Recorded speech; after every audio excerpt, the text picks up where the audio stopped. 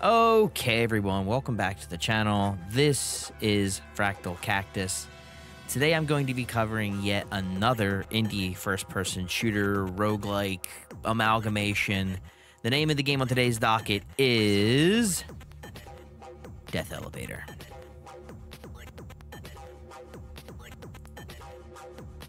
So what to say about Death Elevator? Well, let's get the elephant out of the room right away. The art style, I think, is probably the first thing that jumps out. It was certainly the thing that garnered my interest in the game. I'd seen a post about it on Twitter. I actually discover a lot of these indie games off of Twitter. You know, you start following one indie developer, and before you know it, you're following like 30 of them, and like, you know, I'm like bookmarking and retweeting and screenshotting things so that I can remember that they're coming out, because, you know, they're not always available to a wish list immediately.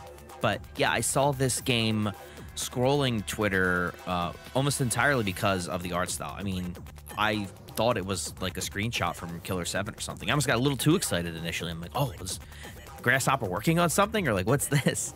Only to see that it was, in fact, something else entirely. And, you know, a lot of people, especially as the game is sort of gaining in popularity, a lot of people are tagging the developer or commenting on screenshots or videos of the game, being like, "Oh, it looks like, you know, looks like Killer 7 and Super Hot." And usually the developer will comment, you know, making a joke in turn about that, because I'm sure they're aware. I mean, you don't make a game with this very particular art style if you weren't inspired by it. You know, when Killer 7 had hit the market back in the day on the GameCube and the PS2, a lot of developers were testing out and trying new rendering techniques to help their games stand out more, and cell shading was very big. But even with that fact, nothing looked like Killer 7, and for the most part, no game has ever really looked like Killer 7 since. Even some other games that Grasshopper has made, where they kind of alluded to it a little bit, you know, something like Killer is Dead sort of has a more like modern take on that, like an Unreal Engine take on doing the Killer 7 art style. But I think that's mostly a creative choice. I don't think that Grasshopper wants to just keep rehashing. Well, I would say that, but, you know, some of their most recent games are almost like the Suda51 universe, right?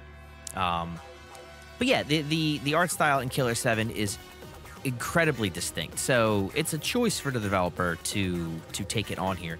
But the thing that's interesting about how the art style is used in this game is that it's done maybe intentionally, maybe not, but it's done almost to evoke a sort of like a liminal feeling, right? And I know you're cringing right now, and you're very upset at it. It's that term has like been beaten to death, but I do think that this game kind of has that feeling a little bit. I mean, it's called Death Elevator. From what I can tell, the game takes place in an office building.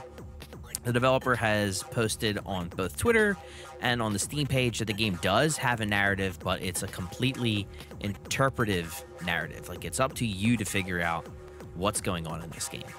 And from what I can tell, it's taking place in an office building of some kind. So because of that, there's a lot of parking garages and back alleys and spaces that are considered liminal. And I think that the art style does go, at least it does something in making the game feel a little uncanny.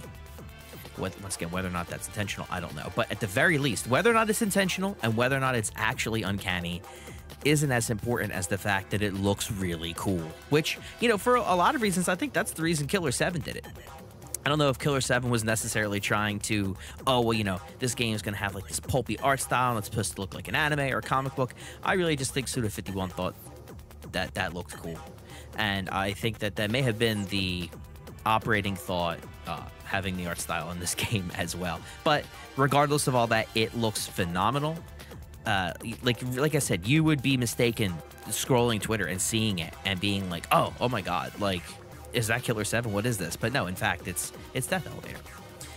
But how does the game play? So it's pinned as a roguelike. A lot of people are comparing it to Super Hot. The game's main selling point is that when you're in danger, time will slow down. What that means, what that amounts to, is that if a bullet is within a certain proximity to you, time will slow down, allowing you to like aim at it and shoot it out of the air. There are also enemies that have knives, and if they get within proximity, they'll try to stab you, and time will slow down, allowing you to shoot them and preventing them from stabbing you. Also, enemies that have guns, if you get close enough to them, they'll do like a backwards roundhouse kick, and time will slow down for that as well.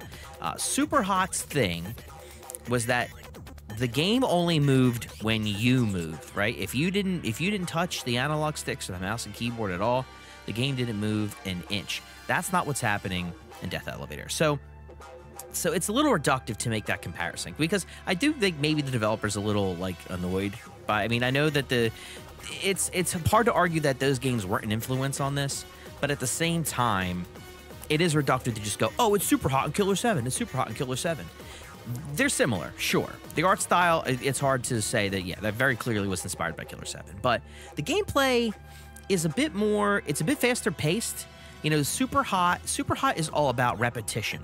Super Hot is more like Hotline Miami. It's broken up. I know that eventually Super Hot did release a mode that was like a roguelike mode. I haven't played that. But the original Super Hot was more Hotline Miami than it was roguelike. It was just about repetition. It was a stage-based, and the stages were very carefully designed, and there was, you know, almost a way to finish each stage, right? That's not what's happening in Death Elevator. It is more roguelike than anything, though I think the term roguelike has kind of taken on a life of its own at this point. I think if you call something a roguelike, a very particular image comes to mind.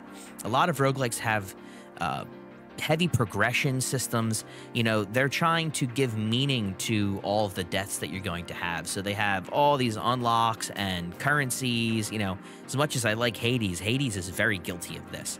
You're probably not going to see your first finished run in Hades for God knows how many hours.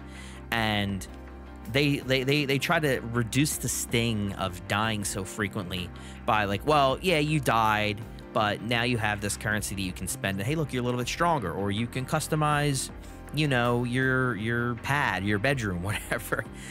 There's usually something to work towards. Death Elevator doesn't have any of that. It's strictly gameplay focused 100% of the way. I don't know how long it is. My best run, which I failed to record, unfortunately, was 20 floors, though this run you're watching now, I think it's like 17 floors. And it's almost 100% skill-based. The only thing that's really randomized is what room is on each floor. Certain floors are within certain ranges. You know, floor 9 isn't always going to be the same, but there's one room or floor in particular that's really difficult. It's like this catwalk with like these windows on either side, or rather on both sides, and there's enemies just down the whole way, right? And sometimes it's floor 9, sometimes it's floor 10 or 11, but it's usually within that range.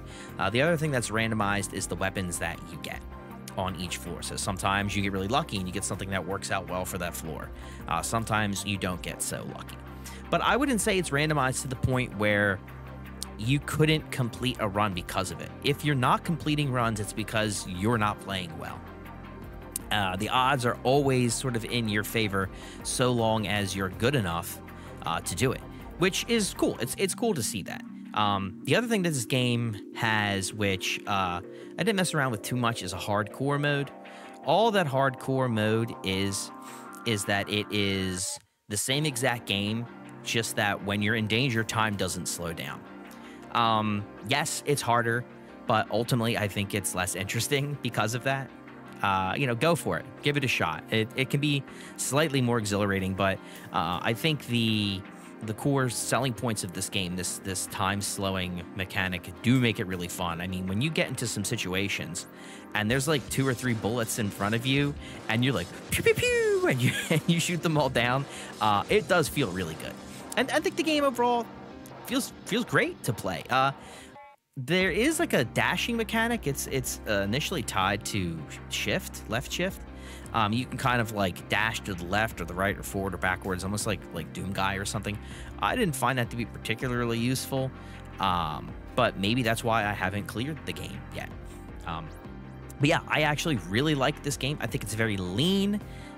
It's very stylish. The music is awesome. It's just a lot of drum and bass stuff, a lot of electronic stuff, breakcore, though maybe you'd like to argue with me about whether or not the music in this is actually breakcore or not, but I think most people will classify it as like a type of breakcore, or at least drum and bass. It's really good. It's really catchy. It absolutely fits the pace of the game and the style of it. And like I said, it's very lean. It's very fast. You know, you can get a few runs in really quick. In recording this, I tried to get like a decent run so I didn't have to do a whole lot of editing, and I kept getting very close. I had the 20 floor run, and I was like, cool, and I was ready to edit it, and I'm like, fuck, I didn't actually record it. So I kept trying to get at least somewhat close, and I'm like, all right, you know what? I'll just edit together what I have. And I'm like, no, one more run, just one more run. And, you know, saying just one more run, I mean, that's the indicator of a good, you know, roguelike. It's very, like I said, it's very fast. It's very mean. All of the audio design is great for the guns. All the guns sound great and feel good to use. You would think that with the way that this game is designed, right, that like the sniper rifle wouldn't be very fun or very effective, but it's actually super fun and super effective. It's one of my favorite guns to get. And also there's a rocket launcher that you can get.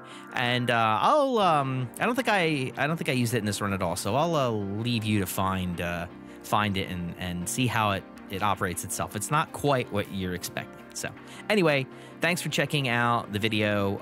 Check out Death Elevator. It's on Steam now. It's not expensive at all. I think it's currently like $7 or something. Drop a like if you could. Subscribe on your way out. I'd really appreciate it. And yeah, hopefully I'll see you in the next video. Take care.